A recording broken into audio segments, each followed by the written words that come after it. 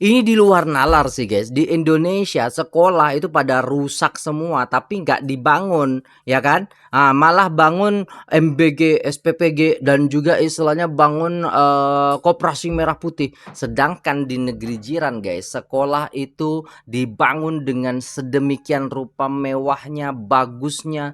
Nah, kok bisa begini ya guys ya? Aduh, susah kali lah kayak gini guys. Assalamualaikum warahmatullahi wabarakatuh. Jumpa lagi dengan saya guys, Cak Mujib. Gimana nih kabar teman-teman semua? Semoga sehat selalu dalam lindungan Allah Subhanahu wa taala, dijauhkan dari segala mara bahaya, malapetaka, bencana dan bala serta berbagai macam penyakit. Amin amin ya rabbal alamin. Oke, kali ini kita akan mereaksi sebuah video yang sangat menarik. Ini tentang bagaimana sistem pendidikan ya ataupun kualitas pendidikan di Indonesia. Yang mana sekarang ini kayak nggak dilirik gitu.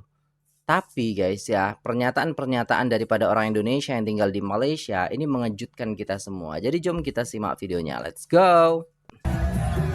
Astagfirullahaladzim. Kita boleh tengok lah guys perbedaan momen kelulusan di Indonesia dan Malaysia ya guys ya. Oke. Angkatan 25. Astagfirullahaladzim. Malaysia sujud syukur gitu ya guys ya. Di sini kayak gitu lah guys. Allah.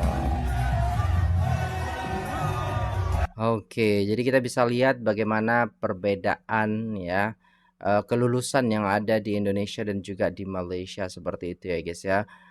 Dan kita bisa menyimpulkan bahwasannya kualitas pendidikan itu sangat-sangat menjamin bagaimana akhlak, bagaimana istilahnya adab daripada seorang murid ya guys ya. Malaysia itu ya nggak main-main.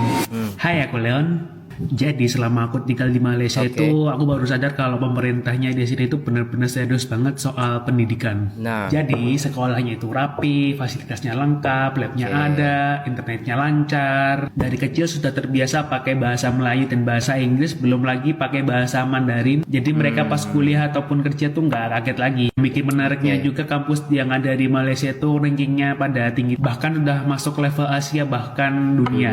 Biayanya pun masih lebih masuk akal daripada kampus yang ada di Eropa maupun di Australia. Jadi nggak heran kalau ada banyak mahasiswa yang berasal dari Indonesia maupun dari luar negeri yang datang untuk kuliah di Malaysia. Menurut kamu apakah ini salah satu alasan Malaysia bisa maju sampai sekarang? Komen di bawah ya. Malaysia itu ya nggak main. jadi bisa dikatakan ya guys ya, pemerintah Malaysia itu sangat-sangat peduli terhadap pendidikan yang ada di Malaysia. Berbeda halnya dengan di kita ya guys ya. Pendidikan kalau kita lihat itu sangat-sangat jomplang sekali ya guys ya. Kalau saya ya, kalau penilaian saya guys ya, daripada membuat kayak Koperasi Merah Putih gitu kan, mending bangun sekolah-sekolah yang bagus gitu. Kalau saya mending ke situ sih guys ya.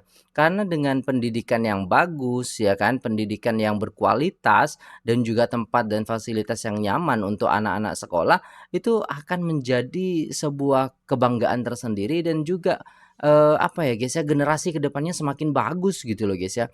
Buktinya adalah ya ini ya yang disampaikan oleh Bang Leon ini bahwasanya di Malaysia itu ketika diperhatikan oleh pemerintahnya bagus ya kualitas sekolah dan fasilitasnya, maka menjadi negara yang maju dengan pendidikan yang berkualitas. Bahkan ya universitasnya juga kelas internasional, kelas dunia ya kan. Nah, seperti itu ya guys ya.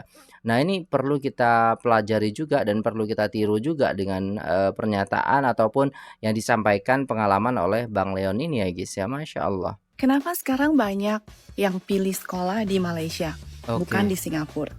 Di Kuala Lumpur, ada satu sekolah yang makin banyak dipilih keluarga internasional, bukan cuma Cambridge Curriculum, tapi mereka juga fokus ke moral, compassion, dan attitude anak. Jadi SECI menggabungkan Cambridge Curriculum dan juga Humanistic Education. Di sini anak tuh dibiasakan pakai bahasa Inggris, Mandarin, dan bahasa Melayu sejak kecil. Sekolah ini memang dikenal dengan pendekatan dari trilingual education-nya. Jadi tuh banyak orang tua asing cari sekolah yang gak cuma ngejar nilai, tapi juga lingkungan yang aman dan juga karakter yang bagus. Jadi mungkin alasan kenapa banyak keluarga asing pilih Malaysia bukan cuma soal biaya, tapi kualitas hidup dan juga pendidikan. Jadi kalau kamu jadi orang tua, sekolah kayak gini worth it gak? Worth it lah kalau kualitas seperti yang disampaikan tadi dengan bayaran 3K, 30K setahun katanya ya kan, 30.000 ringgit. Ya kalau dikali 4 jadi berapa tuh? Ya kan 120 juta setahun dengan fasilitas mewah kayak tadi dan juga percakapan sehari-hari bahasa Inggris dan juga yang apa namanya ya, kurikulum yang digunakan juga itu kelas internasional, itu worth it banget sih guys ya. Yang penting apa ya guys ya, kita itu memberikan yang terbaik untuk anak kita lah, seperti itu ya guys ya. Ini beberapa perbedaan sistem pendidikan Malaysia dan Indonesia. Oke. Hello buddy, Halo. welcome to Education Talk with Mail. Di video Aha. kali ini aku bakal ngejelasin ke kalian tentang beberapa perbedaan sistem pendidikan Malaysia dan Indonesia. Aku di sini kurang lebih udah sekitar 4 bulan, jadi aku bakal menerangkan beberapa perbedaan yang menurutku cukup signifikan. Oke. Yang pertama, dari bahasa sehari-hari. Jadi di Malaysia itu udah banyak kayak sekolah ataupun universitas yang menerapkan bahasa Inggris sebagai bahasa pengantar sehari-hari. Meskipun aku di Indonesia juga kampusku pakai bahasa Inggris, jadi mungkin untuk hal ini itu gak terlalu kontras bagi aku. Tapi untuk kalian yang misalkan sehari-harinya di Indonesia pakai bahasa Indonesia dan kalian mau sekolah di Malaysia, itu kebanyakan di sini udah pakai bahasa Inggris. Di Malaysia itu kan ada 3 ras. Yang pertama Malaysia sendiri, Indian sama Chinese. Jadi kalau kalian tuh yang bisa bahasa Mandarin itu sangat beneficial buat kalian. Karena aku gak sedikit nemuin temen aku yang bisa bahasa Cina, even there's no Chinese, tapi mereka bisa ngomong bahasa Cina selancar itu. Jadi kalian yang bisa bahasa Cina nih cocok banget untuk kuliah di Malaysia. Yang kedua, tentunya dari kurikulum pendidikannya. Di Indonesia kan kita kurikulumnya. sebenarnya udah transformasi ya ke kurikulum merdeka. Tapi di Malaysia tuh ada semacam matrikulasi atau foundation sebelum kalian masuk kuliah. Jadi setelah kalian lulus dari sekolah menengah atas, sebelum kalian masuk ke universitas, kalian bisa mempersiapkan untuk jenjang lebih tinggi lagi tuh melalui foundation atau matrikulasi sendiri. Aku tahu itu gara-gara aku nanya ke beberapa temanku di sini kayak what course are you take? Terus mereka jawabnya foundation. Jadi mereka kayak mempersiapkan itu 1 tahun kurang lebih untuk sebelum masuk ke universitas.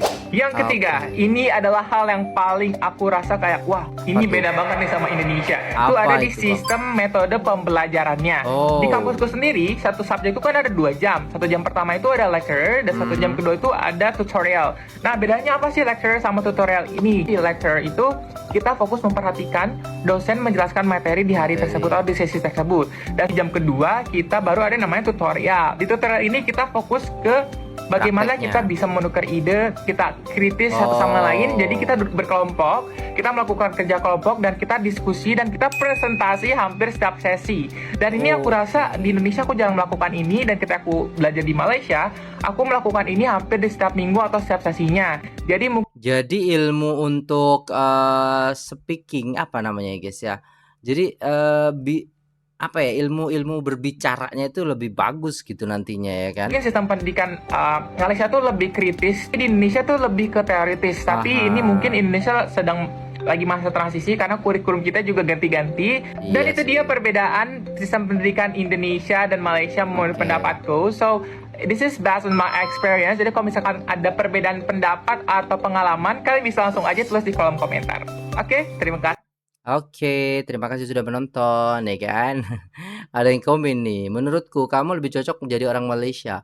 Mau banget biar ganti paspor katanya gitu guys ya. Dan apa yang disampaikan oleh abangnya ini tentang bagaimana istilahnya sistem pendidikan yang memang agak berbeda gitu lah guys ya. Dan kalau di Indonesia lebih kepada ya teori seperti itu, kalau di Malaysia lebih ke apa namanya ya, ada teorinya tapi ada prakteknya juga lah seperti itu ya guys ya. Dan lebih banyak untuk apa namanya, presentasi seperti itu, sehingga public speaking-nya itu bagus seperti itu ya guys ya. Nah gitu, makanya kalau lulusan luar negeri tuh kalau pulang ke Indonesia mereka tuh apa ya, vokal gitu loh guys, mantap gitu.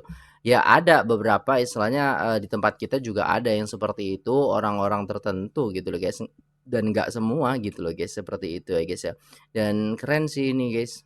Di Malaysia, pendidikan itu nomor satu. Tapi yang bikin mereka beda bukan cuma pintarnya, tapi juga beradab. Di sana, sejak kecil, siswa sudah dibiasakan dengan nilai sopan santun. Jadi bukan cuma nilai akademik. Bukan cuma itu, banyak sekolah juga menanamkan nilai disiplin dan tanggung jawab lewat kegiatan sehari-hari. Dari tepat waktu sampai kerja sama tim, efeknya berasa saat mereka beranjak dewasa. Contohnya seperti nyetir di jalan. Tidak ada yang kebut-kebutan, mereka antri serta jarang ada horn di jalan. Jadi mereka nggak cuma diajarin jadi pintar, dan ini yang jarang disadari. Ketika pendidikan dan adab berjalan bareng, hasilnya bukan cuma lulusan yang cerdas, tapi juga dihargai dimanapun mereka berada. Menurut kamu, apakah ini indikasi Malaysia termasuk negara maju? Komen di bawah ya. Di Malaysia, pendidikan. Nah gitu guys, dari pendidikan sekolah dan sekolah memandu ada di Malaysia karena adab sopan santun kami diajar dari kecil lagi. Macam tuh. Jadi memang dari awal dari kecil gitu kan. Itu memang mereka itu dididik sedemikian rupa supaya istilahnya